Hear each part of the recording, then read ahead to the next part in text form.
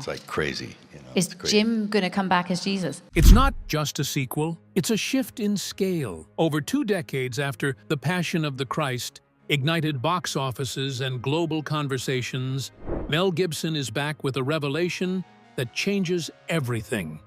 But this isn't just about continuing a story. It's about expanding its universe. Quietly, methodically, Gibson has been building something far more intricate than anyone expected.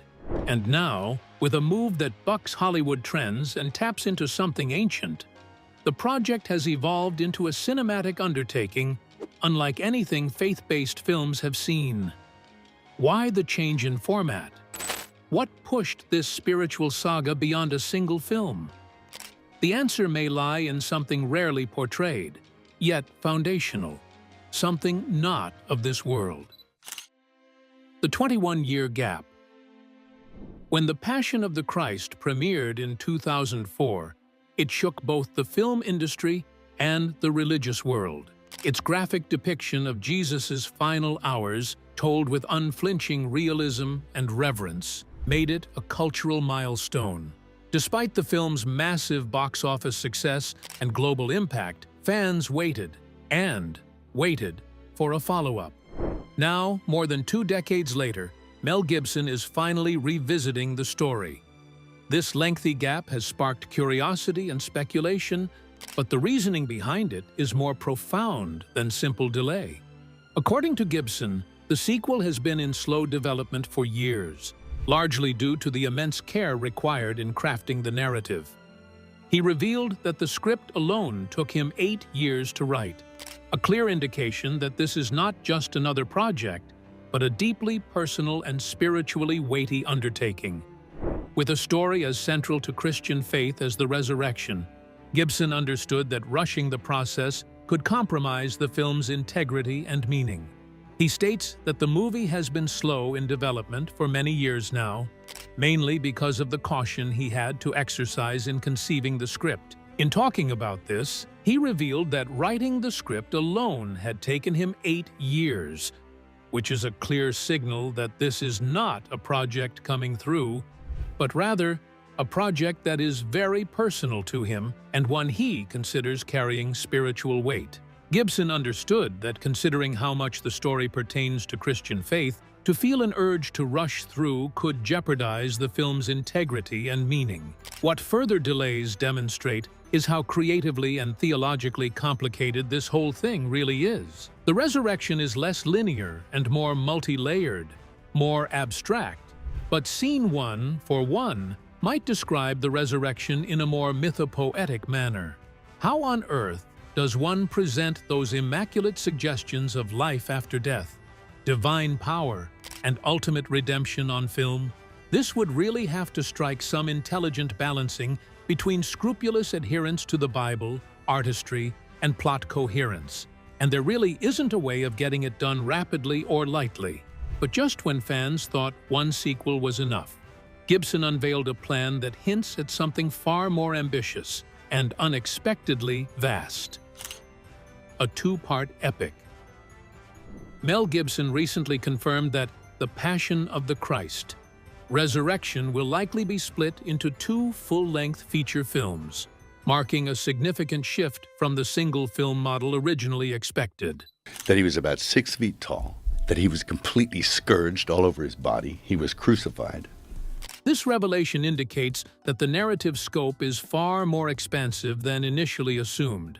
Rather than limiting the story to the immediate aftermath of the crucifixion, Gibson is preparing a layered, immersive experience that demands more screen time to fully develop. The reason for this ambitious structure lies in the sheer complexity of the material.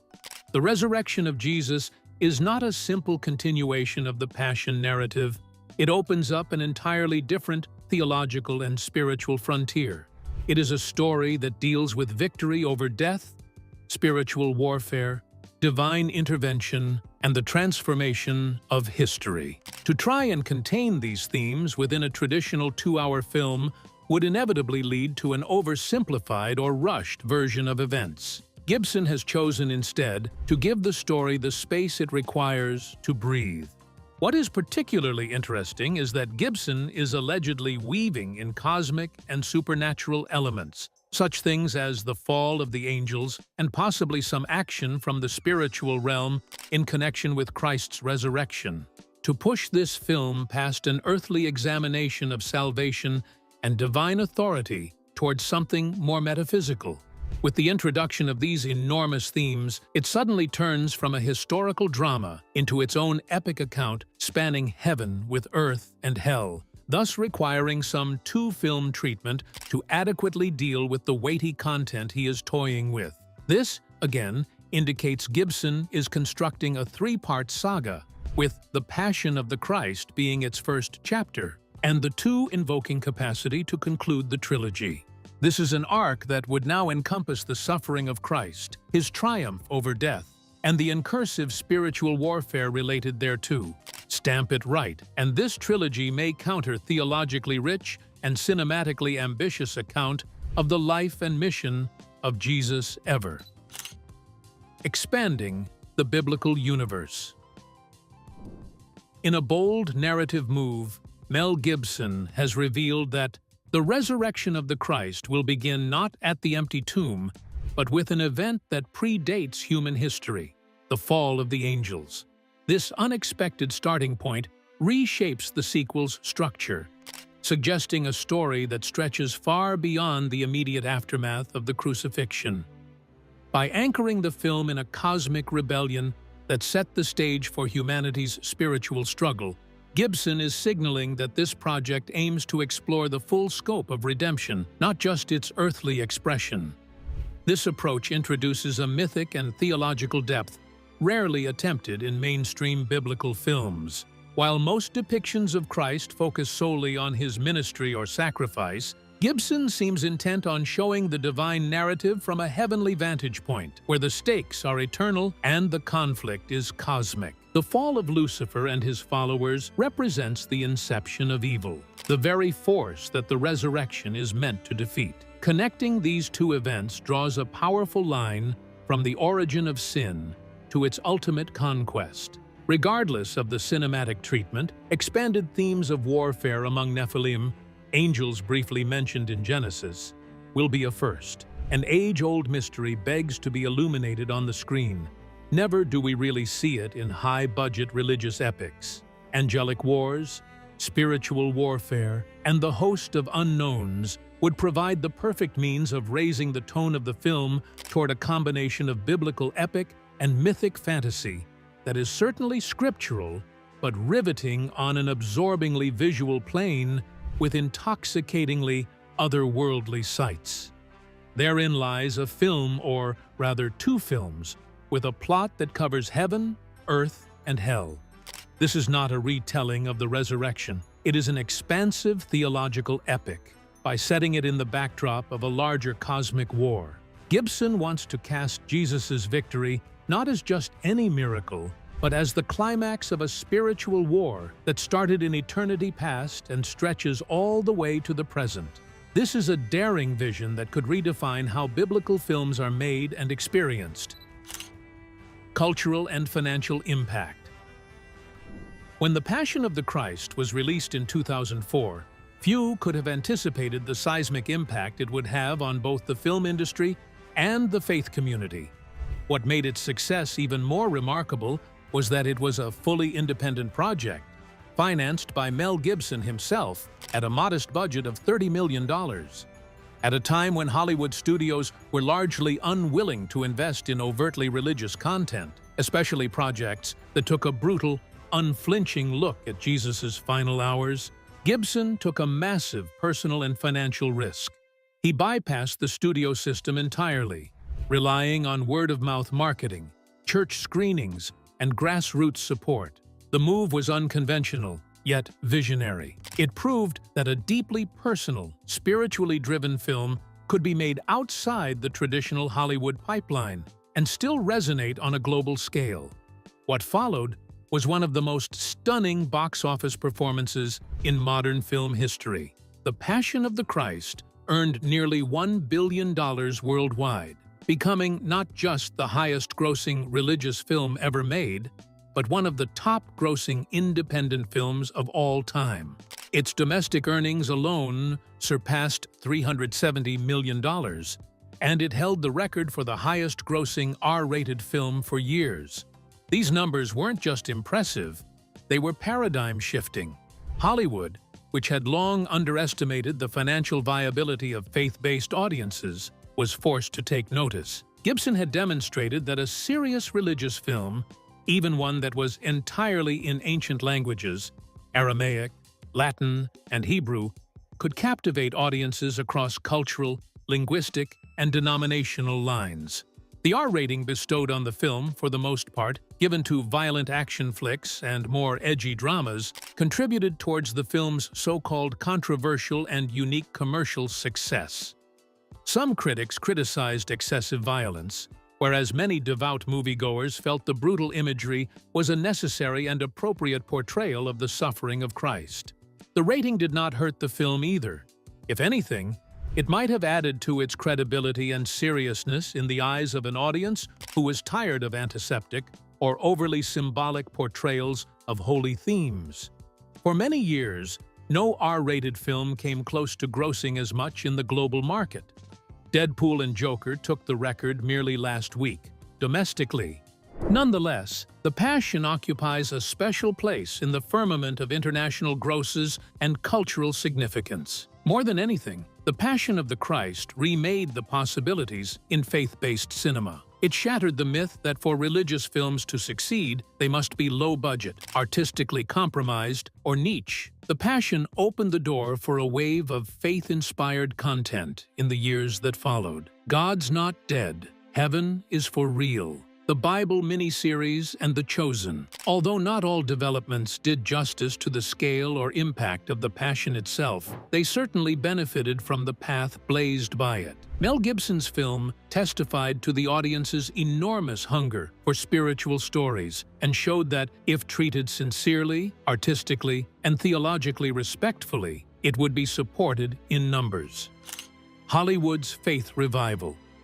In recent years, Christian media has experienced a remarkable resurgence, with productions like The Chosen, God's Not Dead, and the upcoming David series capturing the attention of millions of viewers worldwide. These projects have demonstrated that faith-based content is not only commercially viable, but also capable of building massive, loyal audiences. The Chosen, in particular, has revolutionized the model for how religious stories can be told. You must know something.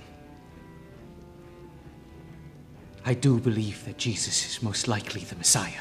Its crowd-funded origins, modern storytelling approach, and emotionally grounded portrayal of biblical figures have made it a global phenomenon. Meanwhile, films like God's Not Dead sparked debate and discussion across secular and religious communities alike. The success of these titles signals a growing cultural appetite for spiritually grounded stories, especially those that resonate with audiences seeking meaning, moral clarity, and inspiration amid the noise of mainstream entertainment. This revival has not gone unnoticed by Hollywood. Once hesitant to engage with religious themes out of fear of alienating broader audiences, major studios are now recognizing the massive potential within the faith-based market. With tens of millions of evangelical Christians, Catholics, and other believers forming a sizable demographic, studios are no longer ignoring their presence. Instead, they are actively exploring ways to meet that demand, partnering with faith-based production companies, investing in more scripturally accurate stories,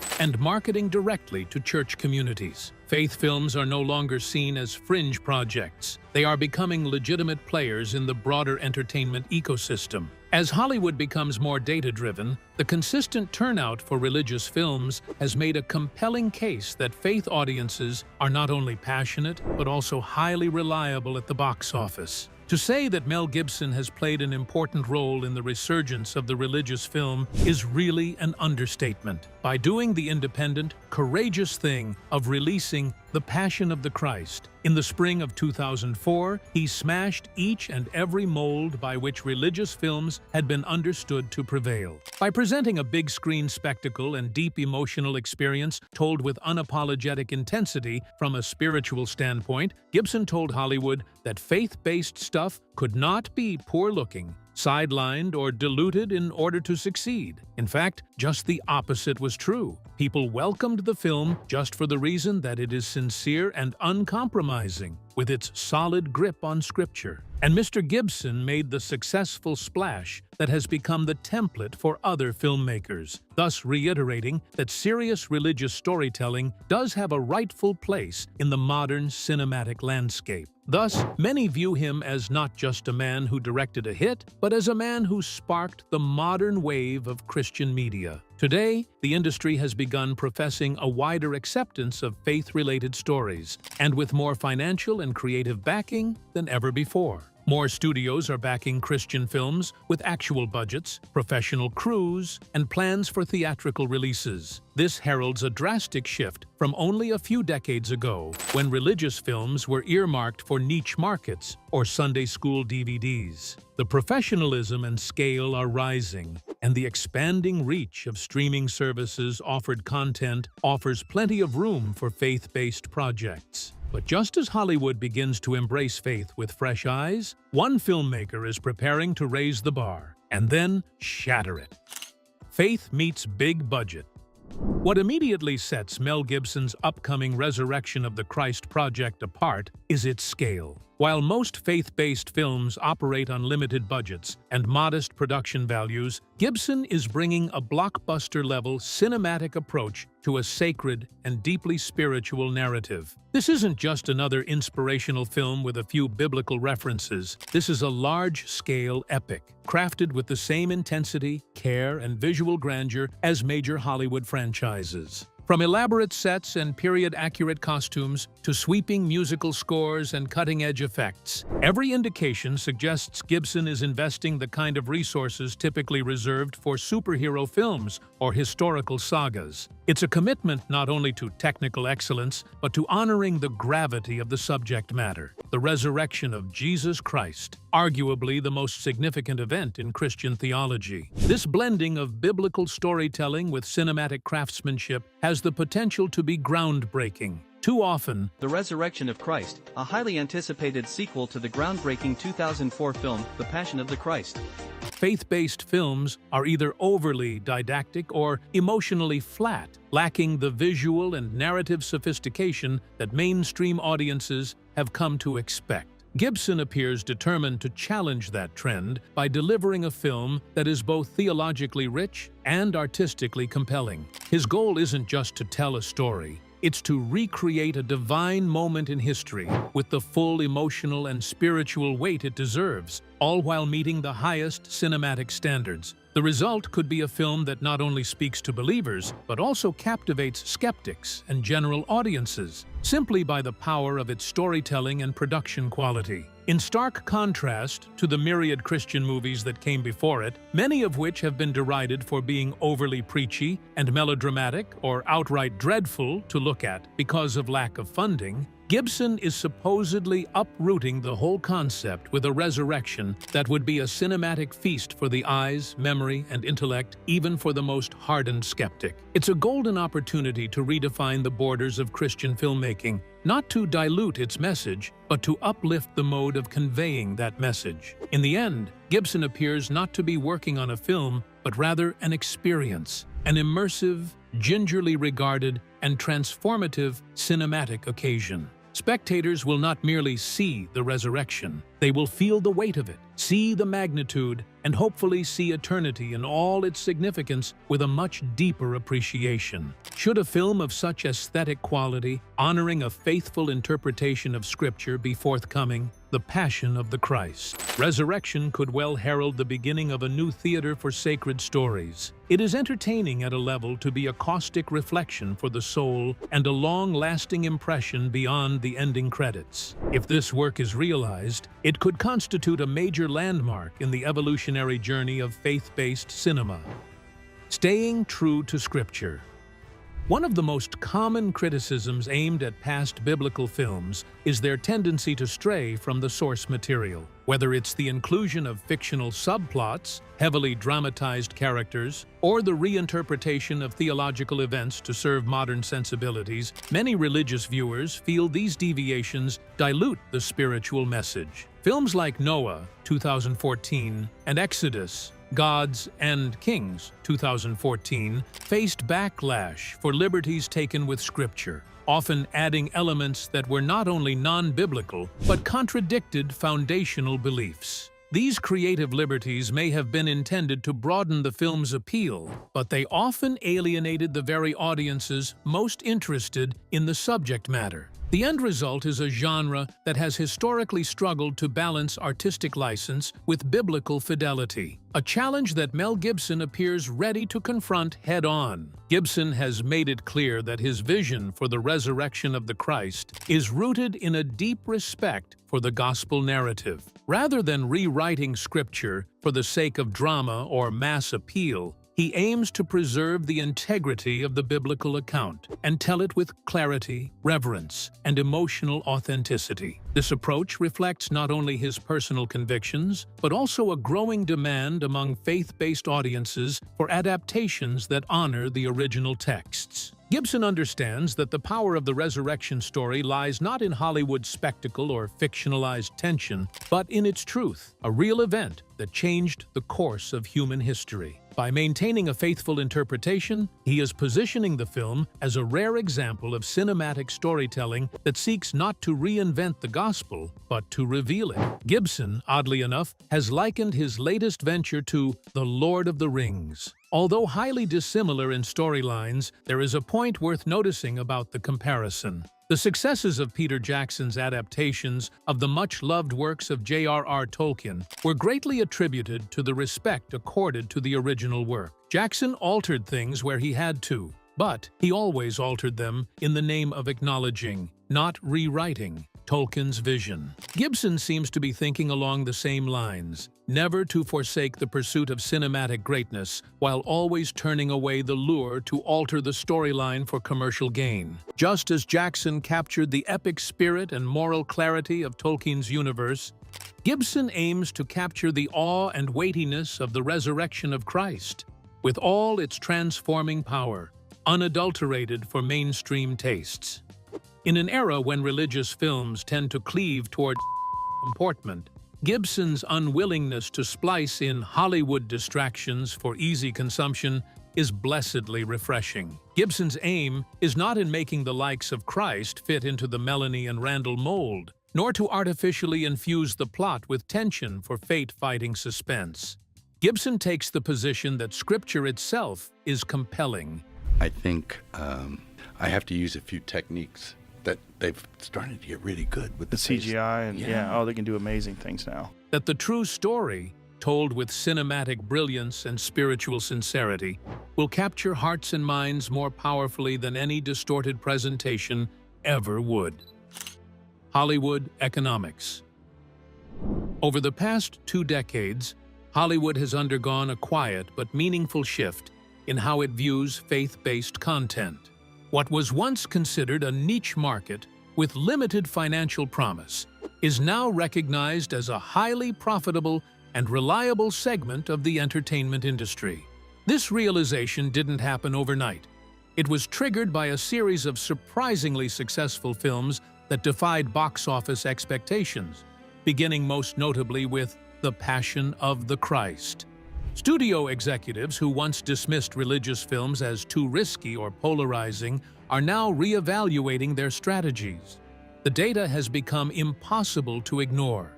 Films that speak directly to faith-based audiences consistently outperform their budgets, often enjoying long theatrical runs, strong DVD sales, and enduring digital demand. This isn't about trend chasing. It's about recognizing the economic reality that millions of moviegoers want content that speaks to their deepest values and beliefs. The Passion of the Christ was the wake-up call Hollywood never saw coming. With its nearly $1 billion global gross on an independent budget of just $30 million, It shattered long-held assumptions about what kinds of stories people were willing to pay to see. Perhaps more importantly, it revealed the sheer size and underestimated power of the Christian demographic. Prior to its release, few major studios had seriously considered the buying potential of evangelical and Catholic audiences. But The Passion demonstrated that when a film is crafted with sincerity and respect for the source material, religious viewers will show up in force, and, in many cases, return for multiple viewings. It also revealed an audience that was hungry for more than entertainment. They wanted films that reinforced their worldview, provoked thought, and offered spiritual nourishment in a media landscape often hostile to faith. Since that time, these demands have only become fiercer. Acts such as Heaven is for Real, War Room, I Can Only Imagine, and more recently, The Chosen, are testaments of a demand for sincere, spiritually grounded stories. These films are indeed cultural phenomena, and not just passing trends.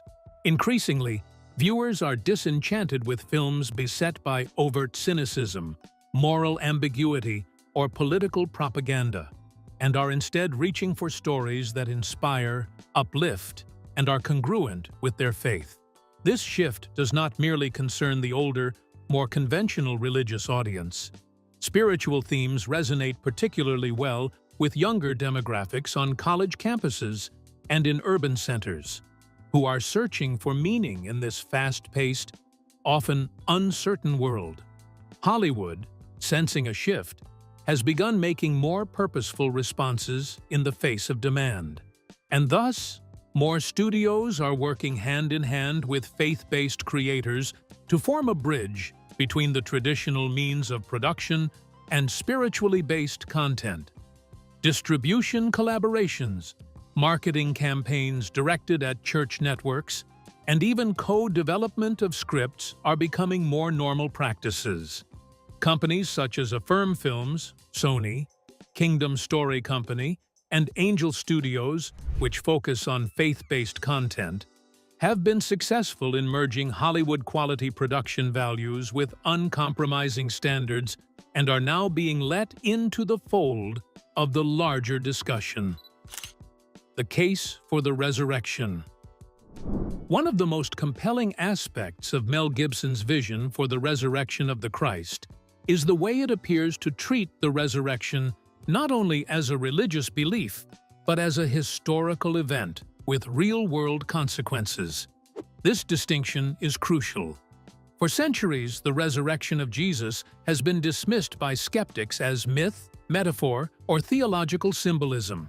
But within Christian theology and in Gibson's cinematic framing, it stands as an actual, historical occurrence that transformed the course of human history. It's going to be a real jigsaw puzzle to do, and I have two scripts. Right. And one of them is very structured and a very strong script. By portraying it as a literal event witnessed by real people with a real impact on the Roman world and early church, the film invites not just believers but agnostics and atheists to engage with the question, what if this actually happened?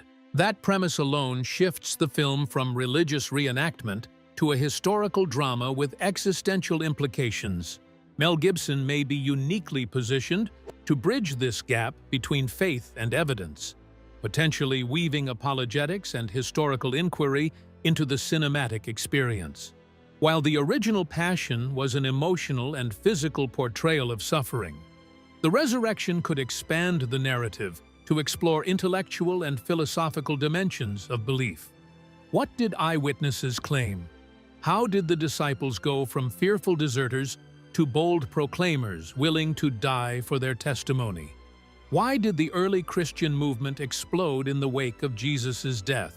These are questions apologists and theologians have examined for centuries, and Gibson now has the opportunity to dramatize that exploration, grounding the story not only in spiritual awe, but in a framework that speaks directly to reason, doubt, and inquiry. A second utility of this approach is to leave the communication open, such that skeptics and spiritual seekers will enter the conversation rather than be excluded from it.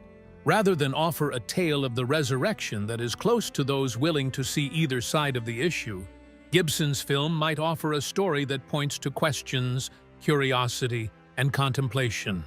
By relating the story to human and historical dimensions, the non-faithful but truth, meaning, or moral-seeking audience members might connect. In an age when profound ideological divides persist and trust in institutions is woefully low, Gibson's film would offer the incalculable gift of reverence and reason. It meets people where they are, not with sermonizing, but as an invitation to explore the most radical claim in history. This vision resonates with CBN's Billy Hallowell when he said, "This really happened." That very claim lies at the heart of the film's very power, its potential. Gibson's treatment of the resurrection as fact, not fiction or allegory, could up the stakes for every viewer, independent of their faith background. It becomes more than religious cinema. It becomes a challenge to contemplate what it means for a risen Christ in a modern, skeptical world.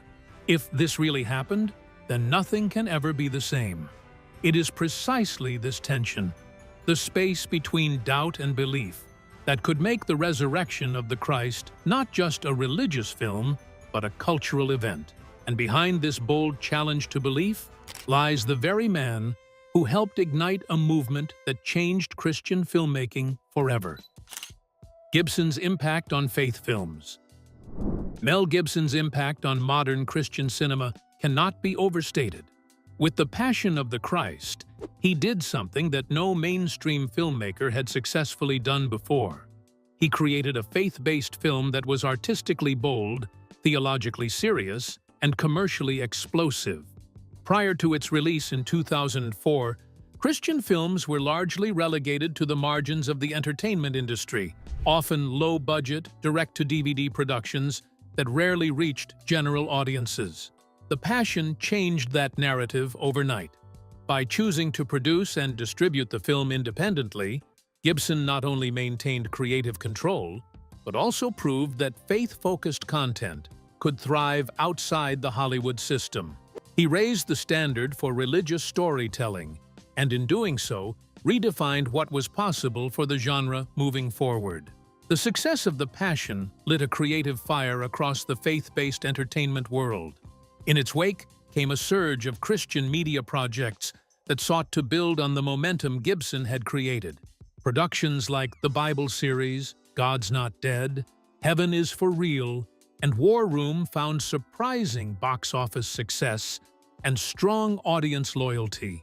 While these projects differed in tone and style, they were all part of a movement inspired by the realization that people were not only willing, but eager to see their faith reflected on screen. Gibson's example showed Christian creators that they didn't have to water down their message to be heard. They just needed to tell their stories with authenticity, conviction, and a commitment to excellence. In that sense, he didn't just make a film, he sparked a movement. Now, if Gibson's sequel to The Passion fairly catalyzes a second coming of age for Christian cinema into a world much more sophisticated and wider in perspective, then it promises to go even further into the spiritual, historical, and cosmic realms of the gospel story. Success in this endeavor will provide greater legitimacy for faith-based filmmaking as admirable craftsmanship with real appeal and respect in the mainstream. The industry has matured since 2004, and audiences have become picky and expect better storytelling, production, and theological acumen than ever before. Gibson seems attuned to this evolution and responds not with a cookie-cutter sequel, but with something that may turn the genre on its head. What is even more significant regarding Gibson's involvement concerning what motivates him in this case, it is not the box office. Certainly, it is a very deep personal and long investment, not one-off trend chasing. It's been years in the making with the script, speaking with theologians, and stepping back into that cultural space, which can be wrenchingly divisive and controversial. Again, he's willing to take such a chance, an indication of the dedication that goes into what he thinks is the spiritual and cultural value of the story he is telling. Gibson does not return to the past. He doubles his stake that cinema can significantly act as a vessel for truth. In so doing, he does not merely create a film. Somehow, he continues to shape the legacy of modern Christian cinema itself. Thanks for watching. If you found this video interesting, give it a like, drop a comment with your thoughts, and don't forget to subscribe for more in-depth coverage on powerful stories like this. And hey, don't stop here. Click on the next video on your screen to keep watching. We'll see you there.